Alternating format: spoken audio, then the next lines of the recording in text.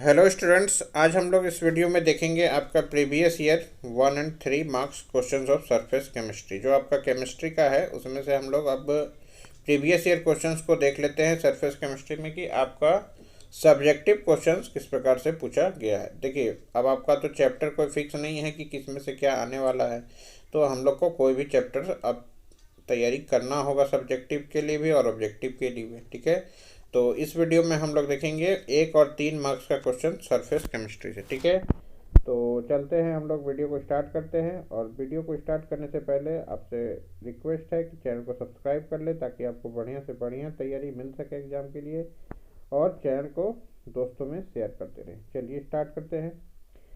Right the disperse phase and dispersion medium of milk. Milk में जो होता है कि डिस्पर्स्ड फेज कौन सा होता है, डिस्पर्सन मीडियम कौन सा होता है, वो लिखना है आपको। और ये कब पूछा गया है सवाल? ये पूछा गया है आपका, देखिए 2019 में पूछा गया है। ठीक है, 2019 का सवाल है। इसका आंसर हो जाएगा आपका, in milk dispersion medium is liquid and dispersed phase is liquid. यानी वहाँ पे कोई भी तो गैसियस पार्टिकल नहीं होता ना, गैस तो कुछ भी नहीं है, सॉलिड कुछ भी नहीं है। तो in the milk dispersion medium is liquid and the dispersed phase is liquid, यानी दोनों क्या है आपका, लिक्विड है। Based on the state of dispersed phase colloid is emulsion, यानी कोलाइडल कैसा है, एक इमल्सन टाइप का है। ठीक है, कोलाइडल सॉल्यूशन कैसा है, इमल्सन है। ठीक है, तो ये आपका पूछा गया है 2019 में, 1 मार्क्स में पूछा गया है। ठीक है, 1 मार्क्स में पूछ सकता है। तो ये सब 1 मार्क्स का सवाल है, जिसमें आपको 2 से 3 लाइन में भी उत्तर देना होगा या फिर 1 लाइन में भी उत्तर आप दे सकते हैं।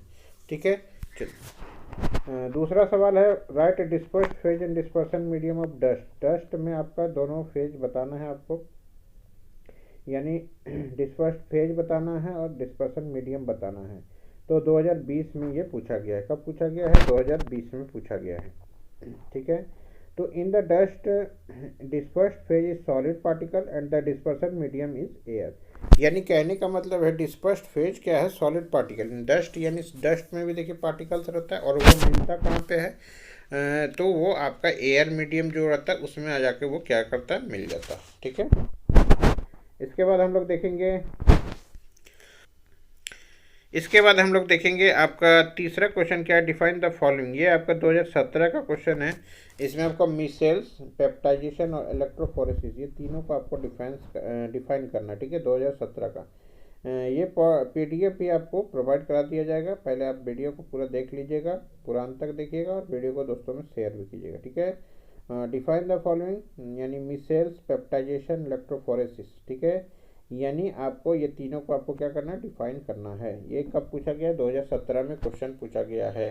यानी कि आपको प्रीवियस ईयर क्वेश्चंस करना जरूरी हो जाएगा, क्योंकि आपका प्रीवियस ईयर क्वेश्चन करने से पैटर्न पता चलता है कि आखिर टीचर्स किस प्रकार का सब्जेक्टिव क्वेश्चंस को पूछते हैं। तो 1 मार्क्स और 3 मार्क्स का आपका पैटर्न है। तो पहले भी कुछ वर्षों में आपका 3 मार्क्स का क्वेश्चन को पूछा गया है, 1 मार्क्स का पूछा गया है। तो वो सबको हम लोग डिस्कस कर लेंगे। ठीक है, चैप्टर वाइज करेंगे। ठीक है, मिसेल्स क्या है, aggregated particles found by the aggregation of a large number of ions are known as micelles. यानी aggregated particles form by the aggregation of large number of ions, यानी आयंस को मिला करके जो एग्रीगेट यानी जोड़ करके बनाया जाता है पार्टिकल, उसको हम लोग क्या बोलते हैं, मिसेल्स बोलते हैं। ठीक है, चलिए अगला है पेप्टाइजेशन। पेप्टाइजेशन क्या है? Peptization is a process of converting A precipitate into colloidal particles by adding suitable electrolyte. यानी पेप्टाइजेशन ऐसा प्रोसेस है, यानी प्रेसिपिटेट को हम लोग क्या करते हैं, कोलाइडल पार्टिकल में चेंज कर देते हैं। क्या मिला करके? इलेक्ट्रोलाइट मिला करके। अब इलेक्ट्रोलाइट बोलिएगा तो क्या होगा, जैसे आप बैटरी का सेल में आप इलेक्ट्रोलाइट लगाते हैं, डाला जाता है, जैसे कुछ एसिड डाले, लिथियम आयन बैटरी नाम सुने होंगे आपका, H2SO4 वाला आपका फॉर्मूला हो गया। ठीक है, जो आपका बैटरी यूज होता है H2SO4 वाला, किसमें, घर में हम लोग जो बैटरी यूज करते हैं इन्वर्टर में, तो वो हो गया। तो इलेक्ट्रोलाइट का मतलब होता है कि कुछ लिक्विड यानी एसिडिक बेसिक लिक्विड कुछ मिला करके, यानी प्रेसिपिटेट को हम लोग क्या बना देते हैं, कोलाइडल पार्टिकल बना देते हैं। उसी को हम लोग पेप्टाइजेशन के नाम से जानते हैं। ठीक है, अगला है आपका इलेक्ट्रोफोरेसिस। देखिए सभी टॉपिक्स तो आपको करना होगा, क्योंकि कुछ भी सिलेबस में कटौती इस बार नहीं हुई है। Electrophoresis is a general term that describes the migration and separation of charged particles under the influence of an electric field. Electrophoresis is a general term that describes the migration and separation of charged particles under the influence of an electric field. ये क्या है? ये होता है आपका migration and separation of charge particles, यानी electric field का आपका जब इन्फ्लुएंस आएगा तो क्या होगा, चार्ज पार्टिकल्स अलग अलग हो जाएगा, आयंस अलग हो जाएगा, उसी को सेपरेट करने का प्रोसेस को हम लोग क्या बोलते हैं, इलेक्ट्रोफोरेसिस बोलते हैं। ठीक है, तो ये 3 क्वेश्चन यानी 3 नंबर का सवाल हो जाएगा आपका। अब यह कब पूछा गया, 2017 में, हो सकता है पूछ ले। आगे है डिफाइन द टर्म्स एडजॉर्बेंट और ब्राउनियन मूवमेंट। तो ये क्वेश्चन आपका 2018 का है। ठीक है, 2018 में आपका पूछा गया है। सभी को नोट डाउन आप करते चलिएगा, वीडियो के माध्यम से ही नोट डाउन कर लीजिए। ठीक है, डिफाइन द टर्म एडजॉर्बेंट और ब्राउनियन मूवमेंट। ठीक है, तो आंसर आपका क्या हो जाएगा, एडजॉर्बेंट कैसे डिफाइन करेंगे, देखिए, the substance on which adsorbent is adsorbed is called adsorbent, यानी जिस सब्सटेंस के ऊपर यानी एडजॉर्बेंट जो है एब्जॉर्ब होगा उसको हम लोग एडजॉर्बेंट बोलेंगे। Major types of adsorbents in use are activated alumina और सिलिका जेल। ये आपका क्या है, ये आपका एग्जांपल्स है। एक बार और समझ लीजिए कि सब्सटेंस जिस पर एडजॉर्बेट यानी कि कोई पार्टिकल अगर एडजॉर्ब हो रहा है जिस सब्सटेंस के ऊपर, यानी मान लीजिए कुछ पेपर है, पेपर के ऊपर कुछ एडजॉर्प्शन प्रोसेस हो रहा है, जो पार्टिकल एडजॉर्ब्ड हो रहा है, तो जिस पार्टिकल पे हो रहा है यानी पेपर जो हो रहा है, पेपर क्या कहलाएगा आपका, एडजॉर्बेंट कहलाएगा, यानी कि वो उसको एडजॉर्ब करने का कोशिश कर रहा है। इसका एग्जांपल आप याद कर सकते हैं, एल्यूमिना और सिलिका जेल। ठीक है, अब हम लोग आ जाते हैं ब्राउनियन मूवमेंट में। ब्राउनियन मूवमेंट को लिखना है आपको। देखिए, it is a ceaseless random motion of colloidal particles in all direction of a large area, यानी ये इसका मोशन का कोई फिक्स डायरेक्शन नहीं है। ब्राउनियन का मतलब किधर भी चला जाएगा।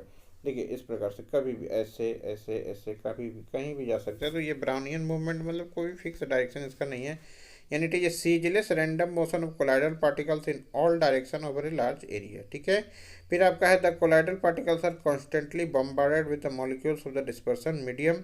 The colloidal particles acquire kinetic energy equal to that of molecules of the medium, यानी कि आपका कोलाइडल पार्टिकल जो एनर्जी गेन करेगा, जैसे मूव करेगा, तो उसके बाद क्या होगा कि उसके पास वही आपका एनर्जी होगा जो आपका मॉलिक्यूल्स, मीडियम का मॉलिक्यूल्स का आपका जो आपका होगा काइनेटिक एनर्जी, वही काइनेटिक एनर्जी किसका एक्वायर हो जाएगा, वही बराबर हो जाएगा किसका, कोलाइडल पार्टिकल्स का। यहाँ भी आप बोल सकते हैं कि कंजर्वेशन ऑफ एनर्जी का रूल यहाँ पे लग सकता है। ठीक है, अब इस वीडियो का आखिरी सवाल ये है कि आपको 2 टर्म डिफाइन करना। ये भी आपको 2019 में पूछा गया है, डायलिसिस और टिंडल इफेक्ट। ठीक है, क्या पूछा गया, डायलिसिस और टिंडल इफेक्ट। डायलिसिस क्या है, देखिए, the process of removing a dissolve substance from a colloidal solution by the means of diffusion through a membrane is known as dialysis.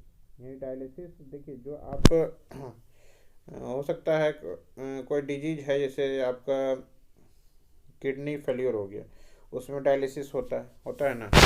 तो आपका the process of removing a dissolve substance from a colloidal solution by means of diffusion, यानी कि process of removing a dissolve substance, यानी उसमें कुछ अगर खराबी हो गया, यानी कुछ मिक्सिंग हो गया, अनडिजॉल्व सब्सटेंस, यानी कुछ भी गंदगी आ गया, तो उसको अगर निकालने का जो प्रोसेस है उसको हम लोग डिफ्यूजन बोलेंगे। और मीन्स ऑफ डिफ्यूजन के कारण किसके थ्रू, एक मेम्ब्रेन के थ्रू, यानी छाँकने के जैसा छाँक लेना, उसी को हम लोग क्या बोलेंगे, dialysis. This process based on the principal that ions and molecules can pass through animal membrane unlike colloidal particles, यानी स्मॉल मॉलिक्यूल जो होगा एनिमल मेम्ब्रेन से पास हो जाएगा, लेकिन आपका कोलाइडल पार्टिकल जो होगा नहीं पास होगा। ठीक है, यही आपका क्या है, वही आपका छकनी के जैसा छाँक लेना, वही हम बता सकते हैं इसको। ठीक है, फिर आपका आता है टिंडल इफेक्ट। टिंडल इफेक्ट क्या है, टिंडल इफेक्ट बेसिकली आप घर में देखे होंगे कि आपका जो लाइट आता है खिड़की से, तो उसमें देखिएगा लाइट छितर जाता है पार्टिकल्स टकरा के, तो वही बेसिकली है। देखिए, the Tyndall effect also called टिंडल phenomenon, scattering of a beam of light by medium containing small suspended particles. Example, smoke or dust in a room which makes visible a light beam entering a window. तो यहाँ जब आप घर में देखते होंगे कि गर्मी का समय में या फिर आपका सुबह सुबह का समय में देखिएगा, लाइट जब खिड़की से आता है ठीक है, आता है, तो उसमें जो पार्टिकल्स भी देखिएगा आपको दिखने लगता है, लिखता है।